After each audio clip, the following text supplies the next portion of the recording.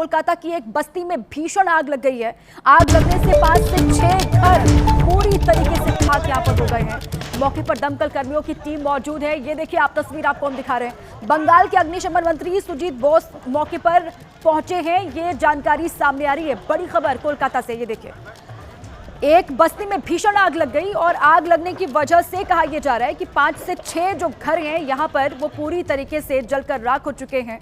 मौके पर दमकल कर्मियों की टीम मौजूद है जो लगातार आग पर काबू पाने की कोशिश में जुटे हुए हैं। दमकल कर्मी बंगाल के जो अग्निशमन मंत्री हैं सुजीत बोस, वो भी मौके पर मौजूद है। उनकी भी मौजूदगी है यहाँ जहां पर आग लगी है।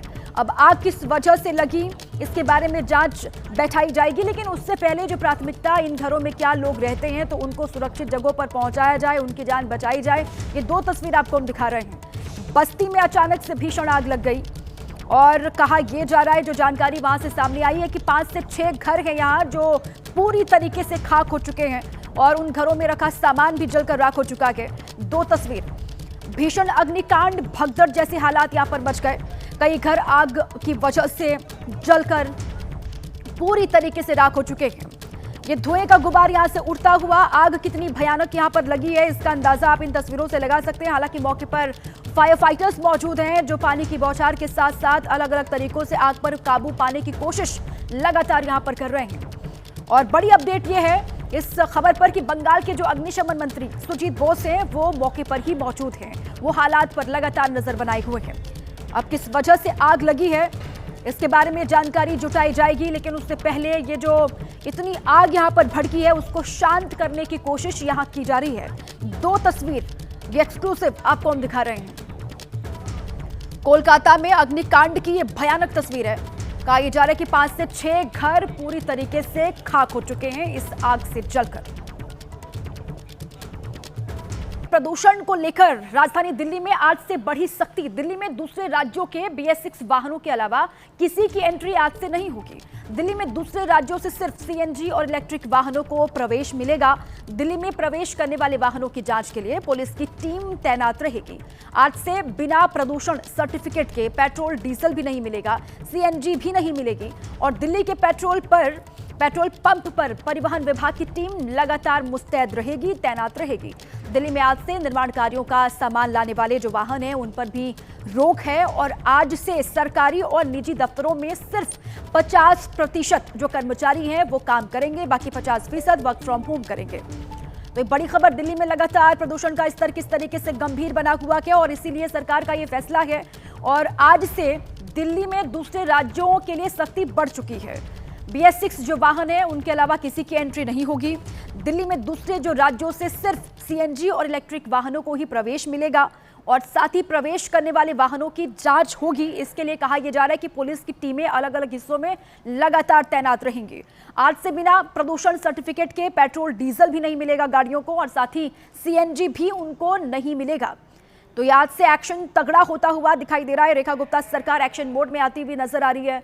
जिस तरीके से प्रदूषण का स्तर बना हुआ कि दिल्ली में लोग नाराजगी भी जाहिर कर रहे हैं, विपक्ष हमलावर है कि सरकार ने जो पॉल्यूशन को खत्म करने के दावे किए थे वो हवाई साबित हो रहे हैं। लोगों को मुश्किलों का सामना करना पड़ रहा है और इसीलिए आज से सख्त नियम जो है वो लागू हो रहे हैं। दिल्ली में प्रदूषण पर आज संसद में चर्चा होगी। लोकसभा से VBG रामजी बिल पास होने के बाद चर्चा होगी। संसद में दिल्ली के प्रदूषण पर 4 घंटे चर्चा की जाएगी, ये जानकारी है। कांग्रेस सांसद प्रियंका गांधी चर्चा की शुरुआत करेंगी और बीजेपी से बांसुरी स्वराज, निशिकांत दुबे रखेंगे सरकार का पक्ष और दिल्ली के प्रदूषण पर देश के पर्यावरण मंत्री भूपेंद्र यादव जवाब देंगे संसद में। अब वो किस तरीके से इस पर अपनी बात रखते हैं पर्यावरण मंत्री, इस पर भी पूरे देश की निगाहें हैं। दिल्ली में प्रदूषण पर संसद में चर्चा होने वाली है। लोकसभा से VBG रामजी जो बिल है उसको पास होने के बाद इस पर चर्चा होगी पॉल्यूशन पर और दिल्ली के प्रदूषण पर 4 घंटे चर्चा के लिए वक्त निर्धारित किया गया है। कांग्रेस सांसद प्रियंका गांधी इस चर्चा की शुरुआत करेंगी और इसके अलावा सरकार की ओर से सरकार का पक्ष रखेंगे बांसुरी स्वराज और निशिकांत दुबे। दिल्ली में वायु प्रदूषण गंभीर बना हुआ है। सियासी झगड़ा भी शुरू हो गया है। 27 साल की बीमारी जो है वो 11 महीने में ठीक नहीं होगी। ये दिल्ली के पर्यावरण मंत्री मनजिंदर सिंह सिरसा की ओर से कहा गया है। केंद्र, राज्य और एमसीडी में भी इनकी सरकार है, लेकिन तब भी दिल्ली का प्रदूषण कम नहीं हो रहा। इन्हें सिर्फ केजरीवाल पर आरोप लगाना है। ये संजय सिंह की ओर से कहा गया है, जो कि आम आदमी पार्टी के सांसद हैं। बीजेपी सरकार अपनी सत्ता में ही मस्त है, इनकी आदत है दूसरों को दोषी ठहराना। ये प्रियंका चतुर्वेदी की ओर से कहा गया है, जो कि शिवसेना यूबीटी की सांसद है। तो अब पोल्यूशन के मुद्दे पर वार पलटवार का सिलसिला किस तरीके से चल रहा है दिल्ली में। एक तरफ दिल्ली के लोग हैं जो प्रदूषण की मार को झेल रहे हैं, और दूसरी ओर राजनेता हैं जो लगातार इस पर सियासत करने से बाज नहीं आ रहे। तो गैस चैम्बर बनी राजधानी दिल्ली। बड़ी जानकारी आपको हम दे देते हैं कि किस तरीके से अब इस पर तगड़े कदम भी उठाए जा रहे हैं। आज एक्शन भी दिखाई देगा। BS6 जो वाहन है उनकी ही एंट्री सिर्फ होगी। इसके अलावा बड़ी जानकारी आपको हम दें कि दिल्ली में आज भी धुंध और कोहरे की चादर लगातार छाई हुई है। दिल्ली एनसीआर में घने कोहरे के साथ धुंध छाई है। तस्वीरें अलग अलग हिस्सों की लगातार सामने आ रही है, आपको हम दिखाते हैं। आज भी धुंध की चादर है दिल्ली एनसीआर में। कोहरा सुबह सुबह की जो तस्वीरें सामने आई वो बेहद डरावनी तस्वीरें हैं। दिल्ली एनसीआर में घने कोहरे की वजह से लोगों का घर से निकलना मुश्किल हो गया है। आज भी धुंध और कोहरे की चादर से पूरा दिल्ली एनसीआर का जो इलाका है वो ढका हुआ है। तो गैस चैम्बर बनी राजधानी दिल्ली। अगले 6 दिन तक AQI बहुत खराब रहने का अनुमान है, और दिल्ली के ज्यादातर इलाकों में हालात खराब हैं इस वक्त। आज भी दिल्ली के अधिकतर इलाकों में धुंध छाई हुई है, जो तस्वीरें सामने आ रही हैं। और जो एक्शन होता हुआ दिखाई दे रहा है वो भी आपको हम बताएं कि प्रदूषण नियंत्रण के लिए गूगल मैप और मैप इंडिया की मदद लें। आज से दिल्ली में सिर्फ BS6 वाहनों को ही एंट्री मिलेगी। ये सरकार ने फैसला लिया कि अब वाहनों को बिना प्रदूषण सर्टिफिकेट के ईंधन नहीं मिलेगा। पेट्रोल, डीजल, CNG भी नहीं मिलेगी बिना सर्टिफिकेट के। और प्रदूषण से बिगड़ते हालात पर संसद में 4 घंटे आज चर्चा होने वाली है। सुप्रीम कोर्ट ने 9 MCD टोल प्लाजा बंद या ट्रांसफर करने को कहा है। Chamber of trade and industry की चिट्ठी है। प्रदूषण बढ़ने से व्यापार घटा के ये इंडस्ट्री की ओर से भी चिंता व्यक्त की गई है अपनी चिट्ठी के माध्यम से। तो राजधानी दिल्ली किस तरीके से गैस चैम्बर बनी हुई है, और अगले 6 दिन जो हैं और भी खतरनाक हो सकते हैं। एयर क्वालिटी इंडेक्स जो है बहुत खराब रहने का अनुमान है आने वाले 6 दिनों में। दिल्ली के अधिकतर इलाके ऐसे हैं जहां पर हवा जहरीली इस वक्त है, और दिल्ली के ज़्यादातर इलाकों में धुंध आज भी छाई हुई है। ये 3 तस्वीरें सुबह सुबह की हम दिखा रहे हैं, किस तरीके से घना कोहरा, ये स्मॉग की चादर से पूरा दिल्ली एनसीआर लिपटा हुआ के, ढका हुआ के। और जो लोग अपने काम के सिलसिले में घर से बाहर निकलते हैं उनको सोचिए कितनी परेशानी का सामना यहाँ पर उठाना पड़ रहा होगा, क्योंकि उनके पास कोई विकल्प नहीं है। काम के लिए घर से बाहर निकलना है, लेकिन इस तरीके से प्रदूषण का सामना भी उनको करना है। जवाहरलाल नेहरू स्टेडियम की तस्वीर आपको हम दिखा रहे हैं, नजफगढ़ की तस्वीर भी आपके सामने है, और RK पुरम की तस्वीर भी आपको हम दिखा रहे हैं, जहाँ पर ये स्मॉग की पूरी चादर छाई हुई है। अब ये बढ़ता प्रदूषण जो है वो जिंदगी किस तरीके से छीन रहा है, आपको हम बताएं कि the state of global air 2025 की रिपोर्ट सामने आई है। इसके बारे में जानकारी, 2023 में वायु प्रदूषण से देश में 20 लाख से ज्यादा मौत हर महीने, जो औसतन इसका है वो 1,67,000 लोगों की मौत का के। हर दिन औसतन आप लगाइए कि 5,556 लोगों की जान जाती है। ये रिपोर्ट सामने आई है, और हर घंटे करीब 231 लोग काल के गाल में समाते हैं। हर मिनट अगर आप देखेंगे तो हर मिनट में 4 लोगों की जिंदगी खत्म हो जाती है, और हर सेकंड में एक इंसान की जिंदगी खत्म हो रही है। ये रिपोर्ट जो सामने आई है वो बेहद ही चौंकाने वाली है। तो the state of global air 2025 की रिपोर्ट है, जिसमें ये दावा किया गया कि इस रिपोर्ट में ये बताया गया है कि किस तरीके से लोगों की जान पर बनाई है। 2023 में वायु प्रदूषण से देश में 20 लाख से ज़्यादा मौत हुई है, और हर महीने इसका औसत निकाला गया, वो भी हर महीने दिन और सेकेंड्स में ये औसत निकाला गया, जो जानकारी हमने आपको दी। दिल्ली में बढ़ते प्रदूषण को लेकर समाजवादी पार्टी के राष्ट्रीय अध्यक्ष अखिलेश यादव, उन्होंने तंज कसा के लखनऊ में भारत दक्षिण अफ्रीका का जो मैच रद्द हुआ उस पर अखिलेश यादव ने कहा है कि दिल्ली का प्रदूषण अब लखनऊ तक पहुंच गया है। अखिलेश यादव ने कहा, प्रदूषण की वजह से लखनऊ में होने वाला मैच नहीं हो पाया, और मैच रद्द होने की वजह से कोहरा और फॉग को माना किया गया सरकार की ओर से। अखिलेश यादव ने कहा कि भाजपाई ना इंसान के सगे हैं और ना ही पर्यावरण के। सपा अध्यक्ष अखिलेश यादव ने सोशल मीडिया पर पोस्ट किया है, जिसमें सरकार को लेकर उन्होंने तंज कसा के। तो उन्होंने ये कहा कि जो प्रदूषण दिल्ली में लगातार बना हुआ है वो अब लखनऊ तक पहुंच गया है, और मैच रद्द होने की वजह कोहरा, फॉग नहीं स्मॉग है।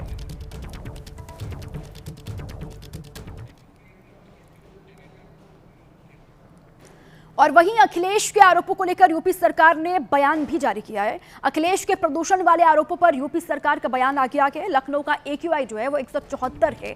भ्रामक खबरों से सावधान रहें यूपी वासी, ये यूपी सरकार की ओर से कहा गया है। निजी ऐप से AQI के भ्रामक आंकड़े प्रचारित किए जा रहे हैं। अखिलेश यादव की ओर से यूपी सरकार ने अपने बयान में यह भी कहा है कि वायु गुणवत्ता मापने की तकनीक और मानकों में अंतर के कारण निजी ऐप्स पर दिखाई देने वाले आंकड़े अक्सर भ्रामक हो जाते हैं। CPCB का मॉडल भारतीय परिस्थितियों के अनुरूप विकसित किया गया है, जबकि अधिकतर निजी ऐप विदेशी परिस्थितियों पर आधारित होते हैं, जो भारत की भौगोलिक, मौसमी और पर्यावरणीय स्थितियों को सही तरीके से आंकने में सक्षम नहीं है। ये यूपी सरकार की ओर से बयान जारी किया गया है। और इस वक्त एक बड़ी खबर आपको बताएं कि हवाई यात्रा पर भी घने कोहरे का असर पड़ सकता है। एयर इंडिया ने घने कोहरे को लेकर एडवाइजरी जारी की है अपने पैसेंजर्स के लिए। आने वाले दिनों में उड़ान संचालन प्रभावित हो सकता है। एयर इंडिया की ओर से कहा गया कि दिल्ली समेत कई शहरों के हवाई अड्डों पर इसका असर दिखेगा, तो यात्री जो है वो सारी जानकारी लेकर ही अपने घर से बाहर निकले फ्लाइट के बारे में। एयर इंडिया ने अपनी एडवाइजरी में कहा है कि आने वाले कुछ दिनों में घने कोहरे की वजह से विजिबिलिटी कम हो सकती है, जिससे दिल्ली समेत उत्तरी और पूर्वी भारत के कुछ हवाई अड्डों पर उड़ान संचालन जो है वो प्रभावित हो सकता है। ये एडवाइजरी है एयर इंडिया की ओर से जो जारी की गई है अपने यात्रियों के लिए। आगे बढ़े, एक और बड़ी खबर आपको हम दे दें। आज फिर से विकसित भारत जी राम जी बिल पर संसद में हंगामे के आसार के। आज लोकसभा से पास होगा विकसित भारत जी राम जी बिल और कल देर रात तक लोकसभा में बिल पर चर्चा हुई। आज लोकसभा में जवाब देंगे कृषि मंत्री शिवराज सिंह चौहान। आज राज्यसभा में पेश किया जा सकता है ये विकसित भारत जी राम जी बिल, ये कहा जा रहा है। और नए बिल के खिलाफ संसद भवन में विपक्ष प्रदर्शन करेगा। विपक्ष इसको लेकर लगातार सवाल भी उठा रहा है और आज ये कहा जा रहा है कि वहां हंगामा होने के पूरे आसार हैं। लोकसभा से विकसित भारत जी राम जी बिल जो है वो पास होगा। जॉर्डन, इथियोपिया के बाद ओमान पहुंचे प्रधानमंत्री नरेंद्र मोदी। ओमान की राजधानी मस्कट में पीएम मोदी का शानदार स्वागत किया गया। पीएम मोदी को एयरपोर्ट पर गार्ड ऑफ ऑनर भी दिया गया है। ओमान दौरे को लेकर पीएम मोदी ने सोशल मीडिया पर पोस्ट किया। ये भारत संग पक्की दोस्ती, गहरे ऐतिहासिक संबंधों वाली जगह है। पीएम मोदी की ओर से ये पोस्ट किया गया है। तो ओमान पीएम मोदी पहुंचे और उनका शानदार किस तरीके से स्वागत किया गया वो तस्वीरें भी सामने आई। पीएम मोदी के ओमान दौरे का दूसरा दिन है आज ओमान में बिजनेस फोरम में पीएम मोदी हिस्सा लेंगे। भारतीय समुदाय और वहां जो छात्र हैं उनसे बातचीत करेंगे पीएम मोदी। ओमान के सुल्तान के साथ ये कहा जा रहा है कि निजी बातचीत के भी खबरें हैं और वहां उनके साथ बातचीत करते हुए पीएम मोदी दिखाई देंगे। भारत और ओमान के बीच फ्री ट्रेड एग्रीमेंट पर हस्ताक्षर भी करेंगे। ओमान के सुल्तान संग भोज के बाद भारत वापसी हो जाएगी प्रधानमंत्री नरेंद्र मोदी की। महाराष्ट्र से बड़ी खबर है। महाराष्ट्र से एनसीपी विधायक माणिक राव कोकाटे से जुड़ी बड़ी खबर है। राज्यपाल ने माणिक राव के पास मौजूद जो मंत्रालय थे उनको अजीत पवार को दे दिए हैं। धोखाधड़ी के मामले में कोर्ट से दोषी ठहराए जाने पर माणिक राव ने इस्तीफा दिया और 1995 के धोखाधड़ी और जालसाजी के मामले में 2 साल की सजा हुई थी माणिक राव को। और महाराष्ट्र सरकार की आवास योजना में धोखाधड़ी को लेकर कोर्ट ने सुनवाई में ये सजा का ऐलान किया, जिसके बाद इस्तीफा उन्होंने दिया और जो उनके मंत्रालय थे वो कोर्ट ने अजित पवार को दे दिए हैं। ये बड़ी खबर महाराष्ट्र से एनसीपी के विधायक माणिक राव कोकाटे से जुड़ी ये जानकारी है। राज्यपाल ने माणिक राव के पास जो मौजूद मंत्रालय थे वो अजित पवार को दिए हैं। धोखाधड़ी के मामले में कोर्ट से दोषी ठहराए जाने पर माणिक राव ने इस्तीफा दिया था और 1995 के बाद का जो धोखाधड़ी और जालसाजी का मामला था उसमें 2 साल की सजा हुई। महाराष्ट्र सरकार की आवास योजना में धोखाधड़ी को लेकर कोर्ट ने ये सजा सुनाई है। और इसी बीच एक बड़ी खबर आपको हम दे दें। आवारा कुत्तों के मामले पर आज सुप्रीम कोर्ट में फिर सुनवाई होने वाली है। पिछली सुनवाई में सुप्रीम कोर्ट ने सख्त आदेश दिए थे आवारा कुत्तों को लेकर। पिछली सुनवाई में सुप्रीम कोर्ट ने आवारा कुत्तों को हटाने का आदेश दिया था और कोर्ट ने सभी शैक्षणिक संस्थानों, hospitals, bus depot, railway station, सरकारी दफ्तरों और स्पोर्ट्स कॉम्प्लेक्स जो है वहां से आवारा कुत्तों को हटाने के लिए कहा था। इसके साथ ही कोर्ट ने हाईवे और एक्सप्रेसवे से आवारा गाय बैल को भी हटाने के लिए कहा था। आज फिर सुप्रीम कोर्ट में सुनवाई होने वाली है आवारा कुत्तों के मामलों को लेकर।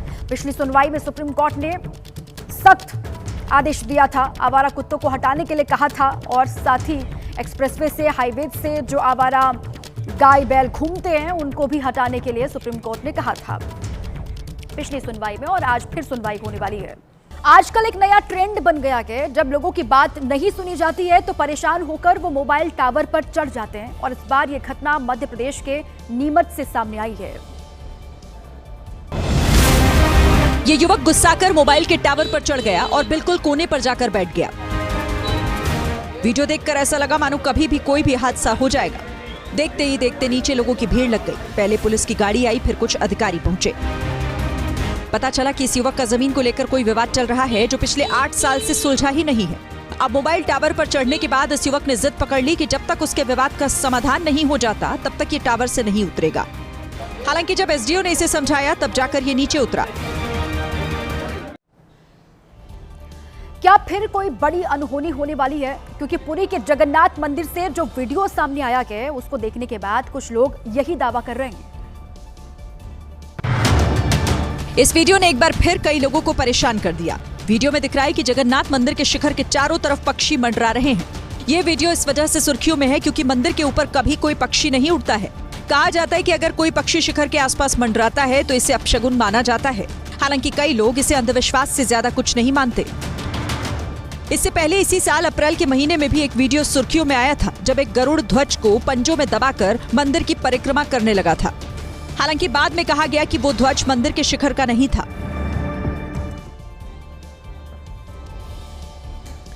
अगली खबर यूपी से है। यूपी के मऊ जिले में बच्चों को जो मिड डे मील दिया जाता है उसको लेकर एक बार फिर से सवाल खड़े हो गए हैं, क्योंकि बच्चों की थाली में खाने के साथ साथ कीड़े भी परोस दिए जा रहे हैं।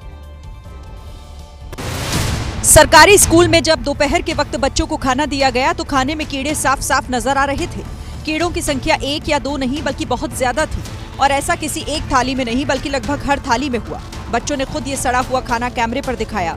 मामला बड़राव ब्लॉक के जमालपुर प्राथमिक विद्यालय से सामने आया। अब प्रशासन ने प्रिंसिपल को नोटिस जारी किया है और जवाब मांगा है। दाल में कीड़ा उड़ा आ गया था तो संबंधित प्रधानाध्यापक को नोटिस दी गई है। रसोइया को भी सचेत रहने का, भविष्य में इस तरह की पुनरावृत्ति ना हो, इसके लिए कार्रवाई की गई है। बीएसए ने कहा कि अगर प्रिंसिपल ने संतोषजनक जवाब नहीं दिया तो कार्रवाई की जाएगी। हमने आपको यूपी के संभल की एक खबर दिखाई थी जिसमें मासूम बच्चे डीएम से घर के ऊपर से गुजरती हुई तार को हटाने की अपील कर रहे थे। अब डीएम साहब ने इन बच्चों की बात सुन ली है। हेलो डीएम सर संभल, हमारे ये तार हटवा दो, इसकी वजह से हमें बहुत परेशानी होती है। इन बच्चों ने इतनी मासूमियत से अपील की कि 24 घंटे के भीतर संभल के डीएम का भी दिल पिघल गया।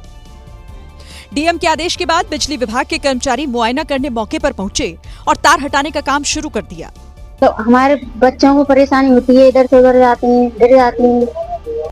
12 साल की विदुषी ने अपनी 8 साल की छोटी बहन महिमा के साथ जो वीडियो बनाया वो देखते ही देखते वायरल हो गया था। Please DM doctor Rajendra Peshia ji, हमारा ये तार हटवाने की कृपा करें। इस तार में बिजली की सप्लाई बंद थी, लेकिन कई साल बीत जाने के बाद भी इसे नहीं हटाया गया।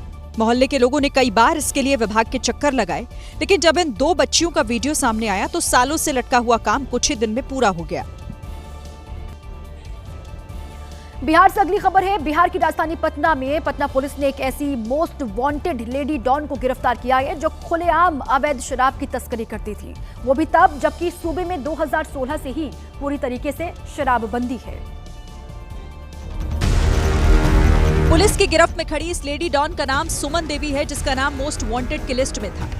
सुमन देवी कुख्यात अपराधी जयंत राय की पत्नी है, जो खुद भी पटना के टॉप 10 अपराधियों में शुमार है। आसपास के लोगों का दावा है कि जुर्म की सल्तनत में सुमन का सिक्का चलता था, वो कमर पर पिस्टल लगाकर चलती थी। पुलिस सुमन देवी की गिरफ्तारी को बड़ी उपलब्धि बता रही है। उल्लेखनीय है कि सुमन देवी के ऊपर पहले से 12 आपराधिक इतिहास दर्ज है, जो कि हत्या और मद निषेध से संबंधित है। पुलिस के मुताबिक सुमन देवी गंगा नदी के रास्ते अवैध शराब की तस्करी करती थी। इसके लिए नाविक को एक ट्रिप के लिए 1500 रुपए दिए जाते थे। ग्रेटर नोएडा के एक कॉलेज में छात्रों के खाने से कीड़े निकल रहे थे। कीड़े वाला खाना देखकर नाराज हुए छात्रों ने कैंटीन में हंगामा किया और आरोप यह है कि इसके बदले वहां के लोगों ने छात्रों के साथ मारपीट कर दी। सबसे पहले तो छात्रों ने कैंटीन में खाने का बहिष्कार किया। एक छात्र ने खाने में कीड़ा दिखाते हुए कहा, ये देखिए खाना कीड़े, ये देखिए ये खाना है। खाने की क्वालिटी पर सवाल उठाते हुए जब छात्रों का झुंड किचन में गया तो वहां गंदगी देखकर वो भी हैरान हो गए। खिलवाड़ नहीं ना होगा हम लोग की जिंदगी के साथ। अभी हम बताते हैं, आप लोग बहुत बोलते हैं मिलकर। अभी आप लोग बहुत बोलते हैं मिलकर ना, खिलवाड़ करिएगा लोग जिंदगी के साथ, ये क्या होगा बच्चा के साथ आप जानते हैं। आरोप है कि लाखों की फीस देकर भी खराब खाना खा रहे स्टूडेंट्स ने जब विरोध किया तो उनके साथ मारपीट की गई।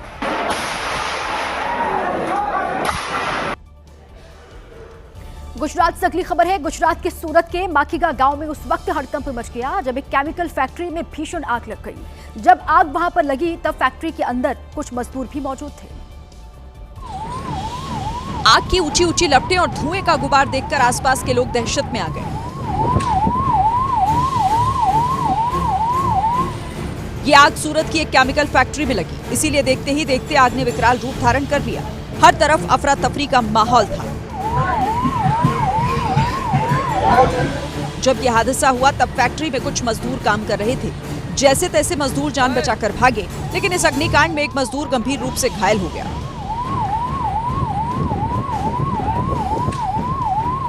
फैक्ट्री में लगी आग इतनी भयंकर थी कि पास में खड़ा केमिकल से भरा एक टैंकर भी आग की चपेट में आ गया। आग पर काबू पाने के लिए दमकल की 10 से ज्यादा गाड़ियां मौके पर पहुंची। नेशनल हेरल्ड केस को लेकर सियासी लड़ाई लगातार जारी है। कांग्रेस की ओर से पीएम मोदी और अमित शाह का जिक्र करते हुए गैंग्स ऑफ गांधीनगर शब्द का इस्तेमाल हुआ था। अब इस पर भारतीय जनता पार्टी ने पलटवार किया है। पवन खेड़ा ने कहा, गैंग्स ऑफ गांधीनगर पिछले 12 साल से सरकारी जांच एजेंसीज का दुरुपयोग कर रहा है और विपक्षी नेताओं को फंसा रहा है, जिसकी अब पोल खुल गई।